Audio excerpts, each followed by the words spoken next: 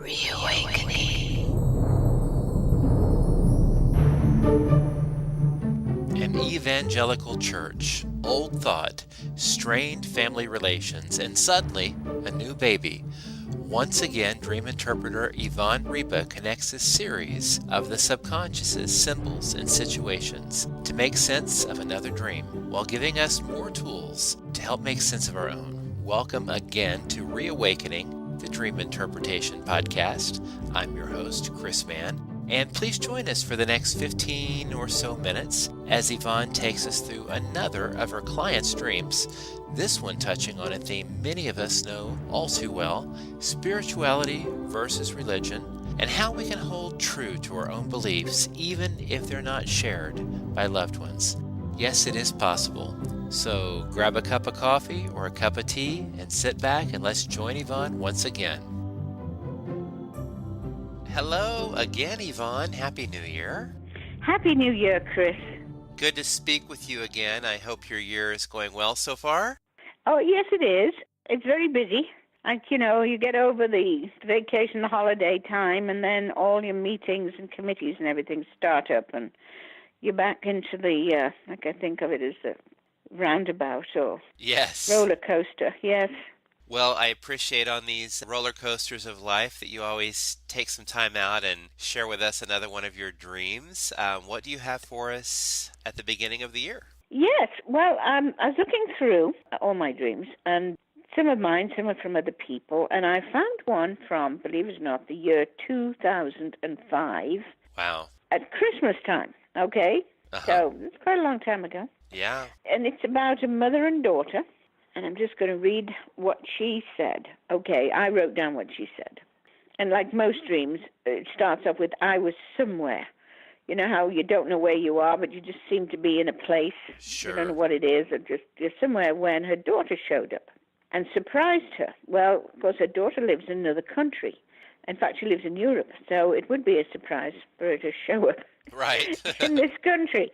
Her daughter said she was only there for 2 hours, and then it seemed like we had to go to her church. Now, I know the mother and daughter, right? I know the daughter is she's an evangelical Christian, and I know the mother is very metaphysical, so they're totally different in their belief systems. Right. And we're in this church, she says. And she says, it was very old, like the Methodist chapel in my hometown when I was a kid. Now, this Methodist chapel, she described, is, like she said, is old. And those are the kind of chapels that have the gallery where you can go upstairs, like you do in the movies and things. Like Sister Act? Yeah, something like that. Yeah. Kind of real old. I don't think I've ever seen anything now, but I suppose like Mormon temple or something might have it. But this was an old Methodist chapel. And it had a big old wooden door, all right?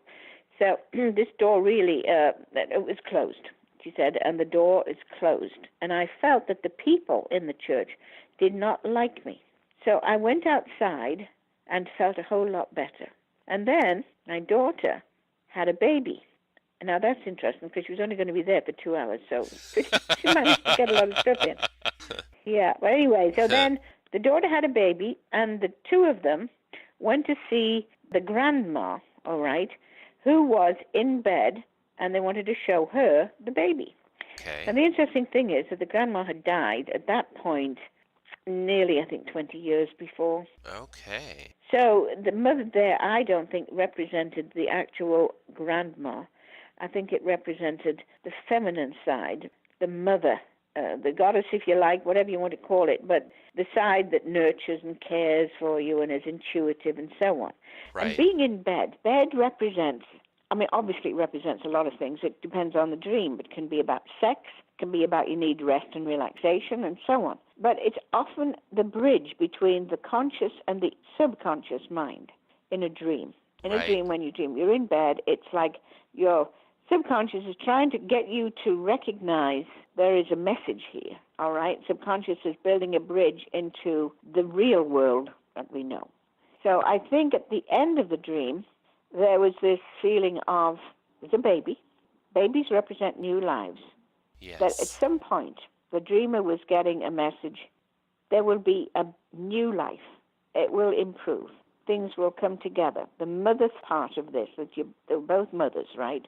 One's a mother to the daughter's a mother to her children, and so on. So it was like at some point things will improve. But she was very upset about her daughter really rejecting her. Oh. This dream came at a time where the mother had been rejected because she didn't believe as the daughter believed. She wasn't saved, if you know what I mean, in quotes. Right. I mean, there's no doubt that they kind of loved each other, but the daughter wanted to push the mom into becoming the same as her. She wanted her to be saved. Right. But that's a big thing, you know. We want your parents to be saved. Sure. So anyway, so she's somewhere, and the daughter shows up and surprised her. Well, obviously. She was only going to be there for 2 hours. In other words, time is restricted here between them. Well, yeah, you live in a different country. You can't see each other except for visits, phone calls. That's about what you've got. Phone calls and perhaps emails or something. Right. And then we had to go to her church, she says. I mean, straight away. Somebody comes to visit you and they haul you off to their church, which you don't want to go to because you don't believe in it, right? Yeah. And it was like the Methodist chapel that she connected with when she was young, with the old settings, a gallery, and this very big old wooden door, which was closed and made her feel closed off, shut in. And that's the image you're getting. She sees this religion, and it wasn't Methodist, by the way. That was just the kind of feeling of the, but it might have been. I know when she was younger that she had something to do with Methodism, but yeah. It was more of an old-fashioned, all right? This is an older, very strict religion. You know, there are rules here to obey, rules with everything. But this is like, you know, you have to do what you're told here. And you said evangelical, right? Yes, she's an evangelical Christian. Okay. But it's a group that's in another country. So I couldn't even tell you what they're called. It's just that they have a very narrow belief system. Right. And many, many conversations and arguments about this had gone on before this dream, obviously. It didn't just pop out of nowhere. She'd been troubled by the fact that her daughter had gone off on this limb, if you like. She'd gone straight off to, well, I suppose it's somebody who perhaps had been voted, let's say, Democrat, and then suddenly became a communist. Right. You know, gone so far over to the left, while she was on the other side. But in this case, in the religious case, she was a metaphysical person who believed that God was, like I believe, God is within us. We are all part of the Creator. The Creator created us, and we're part of it. Right. And this did not go down, of course, at all with the daughter, who was very much into God is above us, waiting to see what we're up to, and marking down our sins. Right. You know, and a very kind of depressing kind of attitude about things, got depressed and so on. But that was just the way it was. And there's no way these two could get on the same page. Right. And you said that this church, I think you said like an old wooden door. Do you think the oldness of the church represented sort of, for the dreamer, the antiquated thought system surrounding? Yes, I do. Okay. I know when she talked to me, I seem to remember, it's been a heck of a long time ago, but she said sort of the church was like this particular place when she was a kid that she went to. It's old-fashioned, if you want to call it that. Right. Okay. Since then, I think Methodists have opened up a lot more. They're more welcoming and open, but this one was very restrictive. And so that was what the symbol for this restriction of mind is what gave her this image of this chapel. It was a Methodist chapel. I see. So, you know, but it wasn't, like I'm saying, we're not talking about really Methodism. It's just that was the image that she got in her mind of, oh, it's like when I was a kid and we went to that place. Well, you know what I think of? I think of the movie Sister Act, the Catholic Church into which Whoopi Goldberg came, and the lead sister, the head nun, very, very prim and proper, and yes, you know, they were going to be performing for the Pope, who was up in, yes, I guess, the gallery.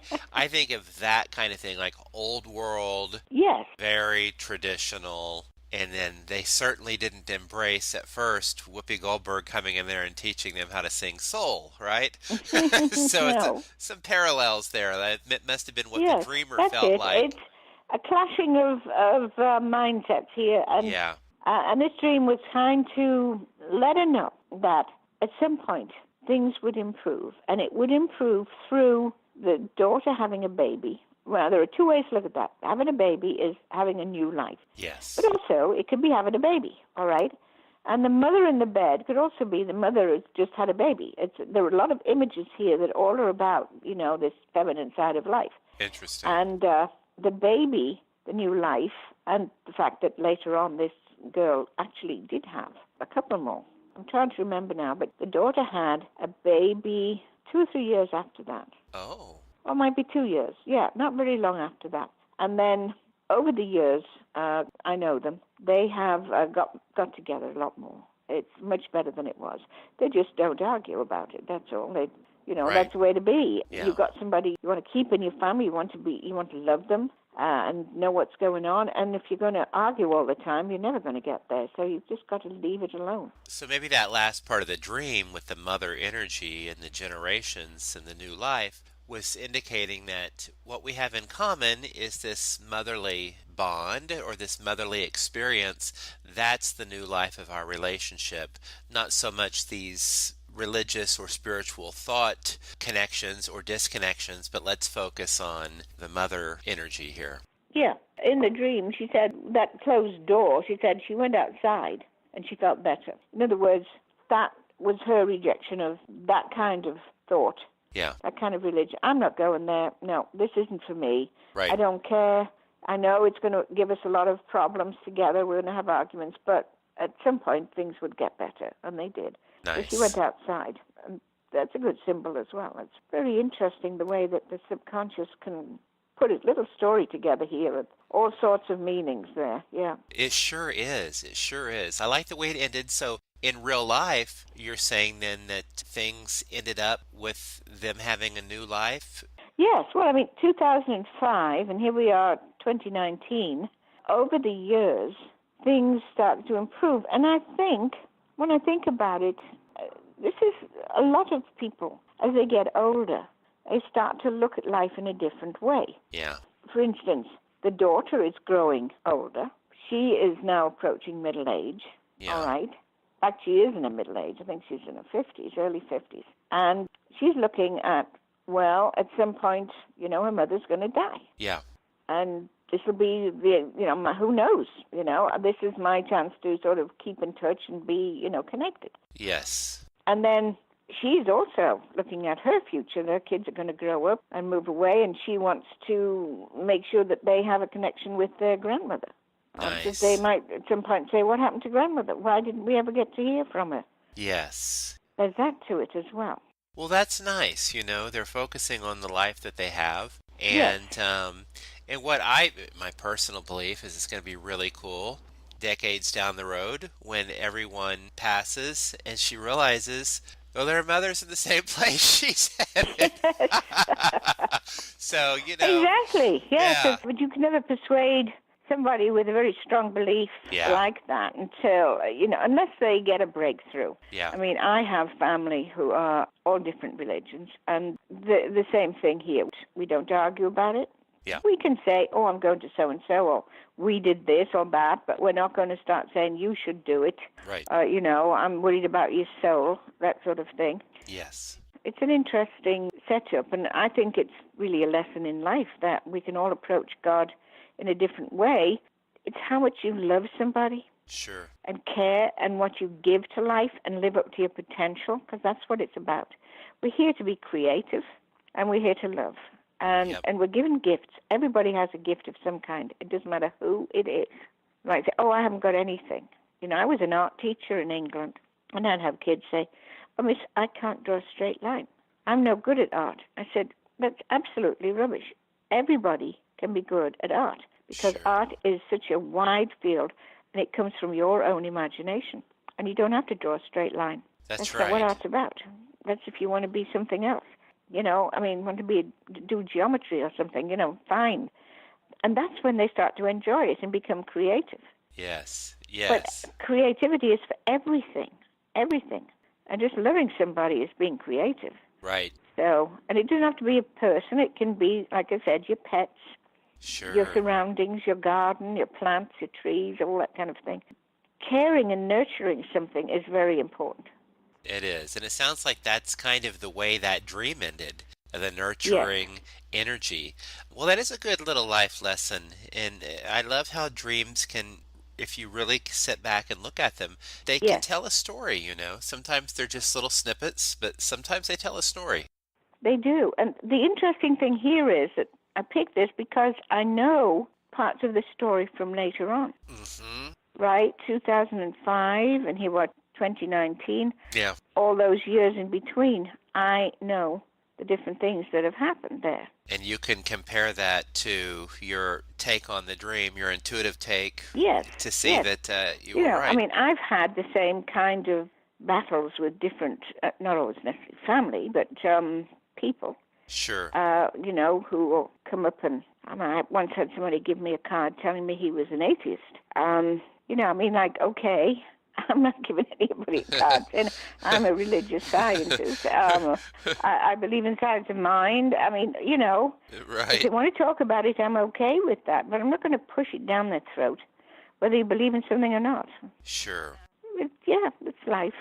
Everybody's different, and that's a good thing. Yeah, that's a good thing. It's what makes it interesting. Yes. And your dreams are always very interesting, and I thank you again, Yvonne, and I wish you well the rest of this new year, and we'll reconnect soon. Well, thank you very much, Chris. I always enjoy talking with you. It's my pleasure. Take care, Yvonne. Thank you. Bye-bye, dear. Reawakening with Chris Mann and Yvonne Ryba is a Rising Action media production. Copyright 2019 by Chris Mann.